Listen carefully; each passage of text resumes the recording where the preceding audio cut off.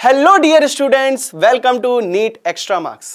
आज हम लोग डिस्कस करने वाले हैं नीट 2025 की काउंसलिंग प्रोसीजर के बारे में।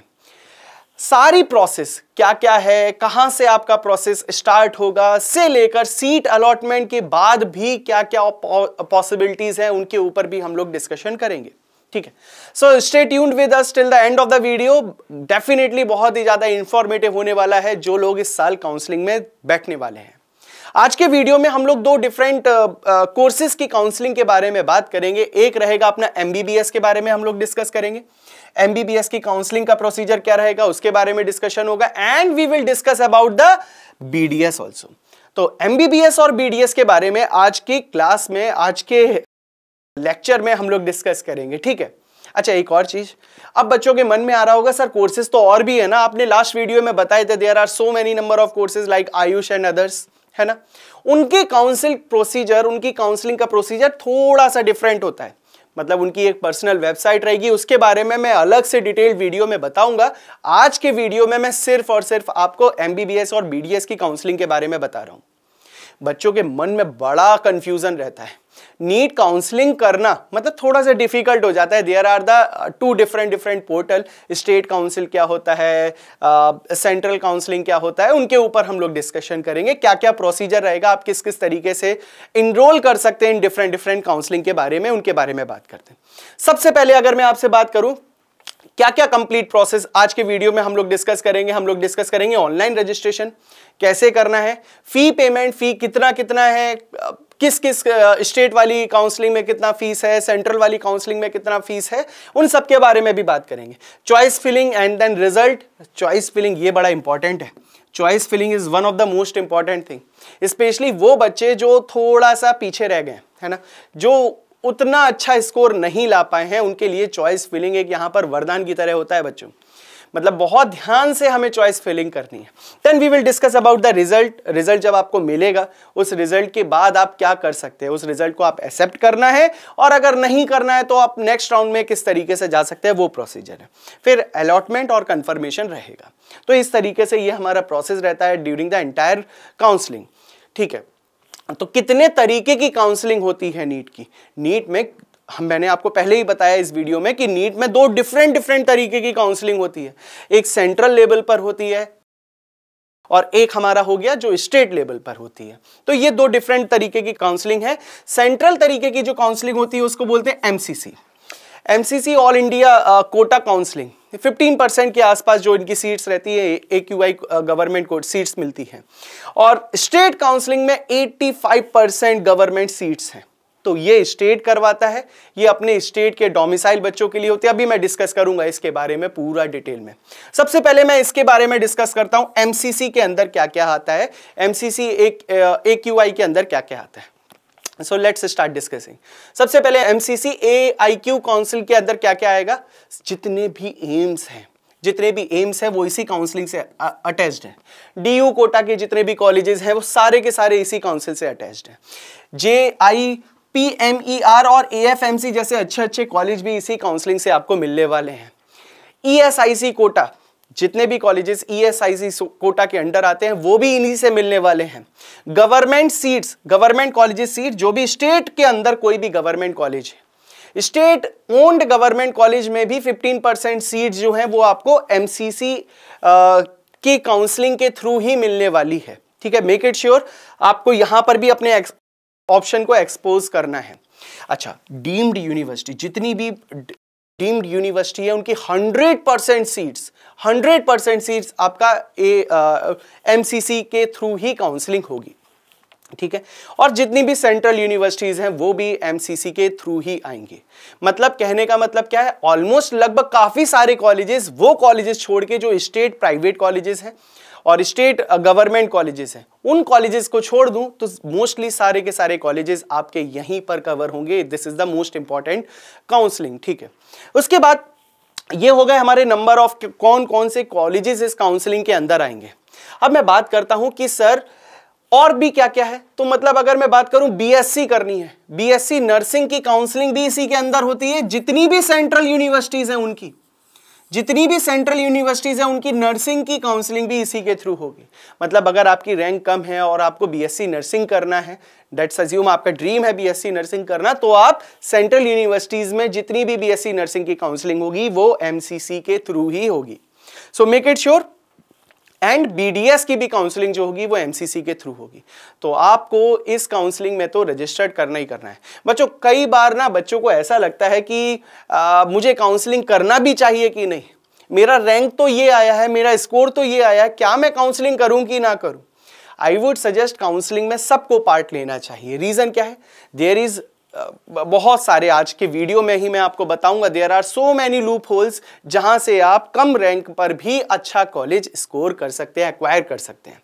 ठीक है, तो मेक इट श्योर आपको काउंसलिंग में रजिस्ट्रेशन करना ही करना है, क्योंकि एक आपको एक्सपीरियंस भी मिलेगा। Since you are going to either आप इस साल काउंसलिंग करेंगे या फिर नेक्स्ट ईयर फिर से नीट देके काउंसलिंग में तो बैठना ही है ना।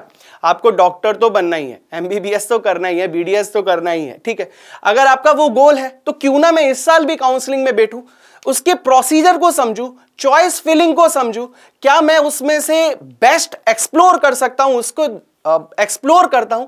अगर मिलना होगा कॉलेज तो ले लूंगा, नहीं मिलेगा तो मैं ड्रॉप कर दूंगा। ठीक है, अगर मेरे मन का कॉलेज मुझे मिल गया वेल एंड गुड, नहीं मिला तो मैं तो नीट की तैयारी कर ही रहा हूं। नेक्स्ट ईयर नीट 2026 में तो मैं फोड़ ही रहा हूं, है ना। तो इस साल की काउंसलिंग में बैठिए, एक ऑप्शन एक्सप्लोर कीजिए जो आपको नेक्स्ट ईयर काउंसलिंग में भी बहुत ज्यादा हेल्प करेगा। ठीक है, सो ये रहा कुछ प्रोसीजर। अब बात करते हैं काउंसलिंग में फीस कितनी लगनी है। तो देयर आर सम सेगमेंट्स, मैं वन बाय वन करके बताता हूं। अगर आप सिर्फ और सिर्फ रजिस्ट्रेशन फीस की बात करेंगे, रजिस्ट्रेशन फीस में हो सकता है आप सिर्फ गवर्नमेंट, सेंट्रल गवर्नमेंट कॉलेजेस की बात करें, क्योंकि एमसीसी के अंदर में गवर्नमेंट कॉलेजेस भी हैं और कुछ डीम्ड यूनिवर्सिटीज और प्राइवेट कॉलेजेस भी हैं।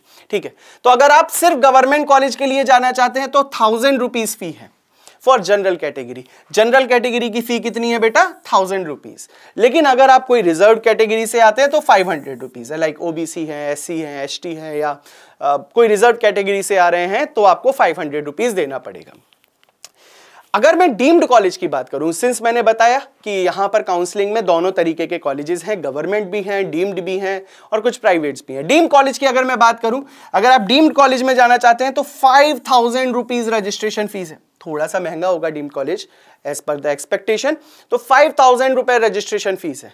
ये रजिस्ट्रेशन फी आपको लैप्स हो जाएगी, अगर आप चाहे कॉलेज लें या ना लें, इट डजेंट मैटर। मतलब अगर आप काउंसलिंग में बैठे हैं तो ये पैसा तो खत्म हो जाएगा, but it doesn't matter, it will give you so much experience during the entire process. ठीक है, और deemed plus government, let's assume कोई बच्चा बोलता है सर मैं तो गवर्नमेंट में भी बैठूंगा, मैं तो डीम्ड में भी बैठना चाहता हूं, दोनों में ही बैठूंगा, तो फीस कितनी है, तो अगेन 5000 रुपीज ही फीस है जो डीम्ड की है। अगर आप डीम्ड के लिए एनरोल कर रहे हैं इसका मतलब आपको गवर्नमेंट प्लस डीम्ड के लिए एनरोल कर रहे हैं। This is so simple.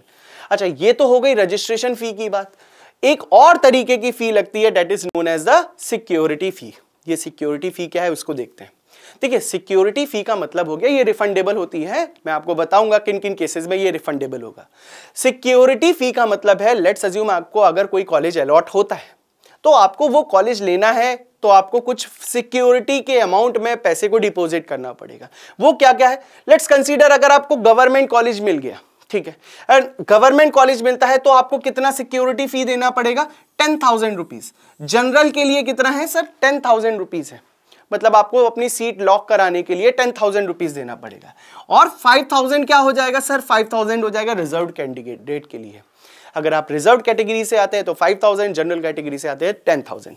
अगर आप डीम्ड यूनिवर्सिटी में मान लीजिए हम कोई सीट लॉक करना चाहते हैं तो उसके लिए सिक्योरिटी फी कितना है, उसके लिए थोड़ा सिक्योरिटी फी ज्यादा होगा। That will be around 2 lakh rupees. 2 lakh रुपए है sir security fee deemed university के लिए। और अगर आपने दोनों ही के लिए काउंसलिंग की है तो अगेन, अगर आपने सिर्फ गवर्नमेंट कॉलेजेस के लिए काउंसलिंग की है 10,000 rupees is the security money. अगर आपने डीम्ड कॉलेज के लिए काउंसलिंग की है तो 2 lakh rupees is the security money. अगर आप डीम्ड प्लस गवर्नमेंट दोनों के लिए कर रहे हैं, again fee will remain same, 2 lakh rupees will be the security deposit. ये रिफंडेबल होता है, ये लैप्सेबल होता है। ठीक है, तो अभी मैं बात करूंगा किस केस में क्या रिफंडेबल होगा। ऐसा नहीं है ये 100% रिफंडेबल होगा, यहां पर भी एक लूप होल है, तो ये पार्शियली रिफंडेबल होता है। ठीक है, आपको ध्यान रखना पड़ेगा किस विंडो में आप रिटर्न कर रहे हैं। ठीक है, सिक्योरिटी फी को वापस ले रहे हैं। तो अब मैं स्टेप बाय स्टेप प्रोसीजर समझाता हूं, क्या नंबर 1 पर होगा, क्या नंबर 2 पर करना होगा, क्या नंबर 3 पर करना होगा। सो नंबर 1 आपको अगेन रजिस्ट्रेशन करना पड़ेगा, हाँ करना पड़ेगा रजिस्ट्रेशन, और उसके बाद पेमेंट करना पड़ेगा। So once you will complete your registration and payment, अब उसके बाद स्टेप आएगा सीट मैट्रिक्स। ये इंपॉर्टेंट है। सीट मैट्रिक्स का मतलब है आपको सारे कॉलेजेस के नाम पता होना चाहिए, उनकी लिस्ट पता होना चाहिए, मेरे स्टेट में कौन कौन से कॉलेजेस हैं उनके बारे में पता होना चाहिए, अदर स्टेट्स में और कौन कौन से government college, because remember 15% state government की सीट्स AQI के अंदर आने वाली है, ठीक है, ऑल इंडिया कोटा के अंदर, AIQ के अंदर आने वाली है, ऑल इंडिया कोटा के अंदर आने वाली है, तो उनके बारे में भी आपको एनालिसिस होनी चाहिए। फिर चॉइस फिलिंग करेंगे, आपने जो जो कॉलेज सिलेक्ट की है उनको 1 by 1, ये बहुत इंपॉर्टेंट स्टेप है, बहुत इंपॉर्टेंट स्टेप है बच्चों, इस पर बिल्कुल ध्यान देना। चॉइस फिलिंग में आप अगर जो भी कॉलेज, लेट्स अज्यूम अगर आपने कंसीडर कोई भी 2 कॉलेज के बीच में आप कंपैरिजन कर लीजिए, लेट्स अज्यूम आपने A कॉलेज को बोला ये बहुत अच्छा है, B कॉलेज ये खराब है, मतलब उतना अच्छा नहीं है, और अगर आपने गलती से B कॉलेज को A कॉलेज के ऊपर डाल दिया और अगर B कॉलेज मिल गया तो आपके लिए वही कॉलेज लॉक हो जाएगा। सो यहां पर जब आप चॉइस फिलिंग कर रहे हैं, मेक इट श्योर आप बहुत केयरफुली करेंगे, कोई भी रैंडम गलती पूरे करियर पर एक मार्क छोड़ के जाएगी, ठीक है। सो मेक इट श्योर जब आप चॉइस फिलिंग कर रहे होंगे बहुत अच्छे से करेंगे, ठीक है। Then we will discuss about the seat allotment result. जब आपने सीट को फिल कर लिया है, ये सीट्स हैं, उसके बाद क्या होगा, सीट अलॉटमेंट का एक रिजल्ट आएगा। अब रिजल्ट को आप चूज भी कर सकते हैं और नहीं भी चूज कर सकते हैं। अगर चूज करते हैं तो इंस्टीट्यूट में रिपोर्ट करना पड़ेगा। अब मैं एक एक प्रोसेस को डिटेल में बताऊंगा, these is the summary steps, ठीक है। सबसे पहले लेट्स अज्यूम मैंने कौन सी वेबसाइट पर जाना है। सो व्हेन आई विल गो, आपको जैसे ही नीट का रजिस्ट्रेशन स्टार्ट होगा तो आपको जाना है www.https://mct.nic.in, ये वेबसाइट है अपनी mcc.nic.in। अभी रजिस्ट्रेशन स्टार्ट नहीं हुए हैं, वो कब स्टार्ट होंगे सर, अभी जो नोटिस आ रहा है यहां पर लेटेस्ट न्यूज में, देखिए आपको लेटेस्ट न्यूज में दिखेगा, अभी जो नोटिस आ रहा है वो आ रहा है online registration for UG medical counselling 2024। इसी तरीके से 2025 का भी आ जाएगा। जब वो आ जाएगा आपको वहां पर क्लिक करना है, अपने आपको रजिस्टर्ड कराना है और पेमेंट करना है, ठीक है। प्रोसेस समझ में आ गया है, डन, कोई रॉकेट साइंस नहीं है, बहुत ईजी है, ठीक है। Let's move forward.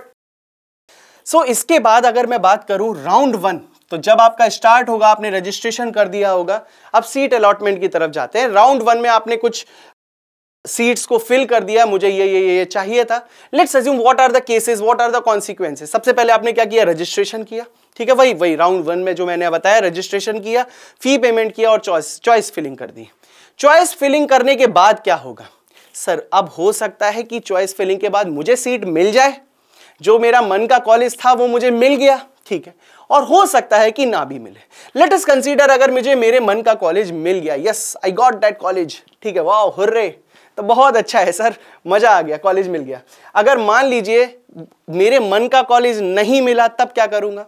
तो अगर नहीं मिलता है या मिलता है, it depends upon you, your rank also, your college, dream college also. Late us assume अगर मुझे मेरे मन का कॉलेज मिल गया और आपसे ऑप्शन में क्या पूछा जाएगा, क्या आप नेक्स्ट राउंड के लिए पार्टिसिपेट करना चाहते हैं या यहीं पर अपनी सीट को लॉक करके कॉलेज में एडमिशन लेना चाहते हैं। तो आपके पास 2 ऑप्शन होंगे, या आइदर यू चूज यस और यू चूज नो। अगर आपको अपने मन का कॉलेज मिल गया, आप बोलोगे नहीं मुझे नहीं करनी अब काउंसलिंग, मैं तो चला डॉक्यूमेंट लेके अपने कॉलेज में, है ना, हो गया काउंसलिंग खत्म, मुझे अपने ड्रीम कॉलेज मिल गया है। लेट अस अज्यूम अगर मान लो आपको अपने ड्रीम का कॉलेज नहीं मिला, तो आप क्या करेंगे, नहीं, I want to pursue, yes मुझे नेक्स्ट राउंड में काउंसलिंग में जाना है, मैं नेक्स्ट राउंड की काउंसलिंग का वेट करूंगा। लेट अस अज्यूम अगर आपको फर्स्ट राउंड में कोई सीट मिली ही नहीं, आपने जितने भी कॉलेज डाले उसमें आपको कोई भी सीट नहीं मिली, then what will happen sir, कोई सीट नहीं मिली, तो आप ऑटोमेटिकली सेकंड राउंड के लिए एलिजिबल हो जाएंगे। So what will be the procedure, round 1 में अगर आपने सीट फिलिंग कर दी, जो भी आपने सीट फिल किया, आपके 2 केसेस बन सकते हैं, या तो मिलेगा या नहीं मिलेगा। मिलेगा, अगर कोई भी कॉलेज मिलता है तो आपसे नीट पूछेगा कि क्या आप नेक्स्ट राउंड के लिए जाना चाहते हैं या नहीं जाना चाहते हैं।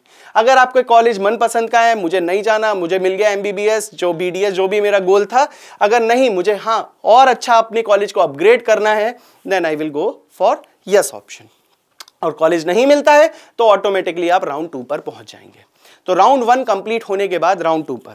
लेकिन लेट्स अज्यूम, अब मैं कुछ केसेस डिस्कस करता हूं ऑल इंडिया काउंसलिंग के ही बारे में, क्या क्या सर्टिफिकेट्स वगैरह रिक्वायर्ड होंगे। यहां पर ऑल सेंट्रल, हम लोग किसकी बात कर रहे हैं, हम लोग बात कर रहे हैं एमसीसी की। तो एमसीसी में जैसे मुझे पता है, आप लोग सभी को पता है कि जो भी रिजर्वेशन, जो भी सर्टिफिकेट होते हैं वो स्टेट भी रिलीज करता है और सेंट्रल गवर्नमेंट भी रिलीज करती है। तो सेंट्रल गवर्नमेंट वाले सर्टिफिकेट ही चलेंगे। मेक इट श्योर, अगर आप कोई भी सर्टिफिकेट बनवा रहे हैं उस पर सेंट्रल गवर्नमेंट की अथॉरिटी के सिग्नेचर होने चाहिए, ठीक है। तो all India certificates are required, वो सर्टिफिकेट चलेंगे जो सेंट्रल लेवल पर चलते हैं, ठीक है। Can take the admission in any college of India, हमने अभी भी डिस्कस किया, you can take any college. 15% seat आपके लिए रिजर्व्ड है हर स्टेट में। अगर मान लो मैं यूपी का हूं और मुझे यूपी में नहीं, मुझे तमिलनाडु में कॉलेज लेना है, I can go with their, मैं वहां पर भी जाके अपनी सीट को अलॉट कर सकता हूं, बट वहां पर सिर्फ 15% गवर्नमेंट सीट्स में ही मैं एलिजिबल हूं, ठीक है। तो यहां पर आपको सारे ऑप्शन अच्छे से एक्सप्लोर करने पड़ेंगे। अच्छा, नंबर ऑफ राउंड, जैसे हम लोगों ने बोला राउंड 1 खत्म हो गया, फिर राउंड 2 में चले गए, राउंड 2 खत्म हो जाएगा, फिर राउंड 3 में चले जाएंगे and that will be the last round, जो सेंट्रलाइज राउंड होने वाला है। तो कितने नंबर ऑफ राउंड होते हैं एमसीसी की काउंसलिंग में? 3 राउंड होते हैं। इसके बाद भी एक और राउंड आता है जिसको बोलते हैं मॉप अप राउंड। मतलब हाँ, यहां पर बड़ा लक फैक्टर काम करता है बच्चों। मतलब अगर मान लो 3 राउंड के बाद भी कोई सीट रह जाती है तो आपको वो मॉप अप राउंड में मिल जाएगा। समेट रहे हैं, खत्म कर रहे हैं ना जो भी सीट बची हुई है, तो वहां पर जनरली लो स्कोर में भी कॉलेज मिल जाते हैं। तो ऐसे बच्चे जिनको फर्स्ट राउंड में, सेकंड राउंड में, थर्ड राउंड में कुछ नहीं मिला और रैंक भी कम है, ठीक है, रैंक भी उतनी अच्छी नहीं आई है जितनी आनी चाहिए थी, then they can go for the mop up round. हो सकता है आपको मॉप अप राउंड में भी वही अच्छा कॉलेज मिल जाए जो आप सोच रहे हैं, आपको कोई कॉलेज मिल जाए। Let's assume mop up round में भी अगर कुछ सीट्स बची रह गई, तब क्या होगा? तो एक लास्ट राउंड होता है जिसको बोलते हैं stray vacancy round. Stray vacancy round ये तभी होगा, ये कॉलेज में तभी होगा जब कोई सीट लेफ्ट रह गई। अगर किसी भी कॉलेज में, लेट्स अज्यूम मैंने, कोई एक्स पर्सन ने किसी कॉलेज में सीट को रजिस्टर्ड किया और एंड टाइम पर उसने बोला मैं नहीं जा रहा सीट में इस कॉलेज में, तो एंड टाइम पर तब तक उसका ये राउंड भी हो चुका था। मॉप अप राउंड के बाद अगर कोई सीट रह जाती है तो वो कहां जाएगी? वो जाएगी स्ट्रे वैकेंसी राउंड में। तो कितने राउंड हो गए टोटल? 3 तो अपने ऑफिशियल राउंड हो गए, 4th अपना मॉप अप राउंड हो गया, लास्ट वाला अपना स्ट्रे राउंड हो गया। So these are the round.